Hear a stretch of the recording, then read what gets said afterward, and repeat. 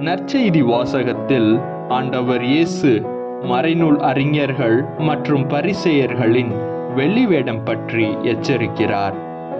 மக்கள் மத்தியில் மிக பெரிய புகழ், மதிப்பை பெற வேண்டும் என்று தங்களை கடவுளுக்கு இணையாக காட்டிக்கொள்கின்றனர் பரிசேயர்கள்.